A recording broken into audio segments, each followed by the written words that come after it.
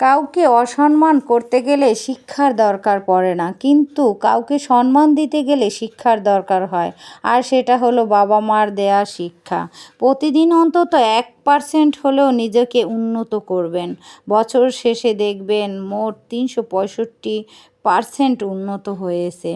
আসলে কি মানুষ আমরা সব কিছু ভুলেই যাই যে নিজেকে একটু পরিবর্তন করা দরকার। কিন্তু কিভাবে যে শুরু করব সেটাই বুঝে উঠতে পারি না।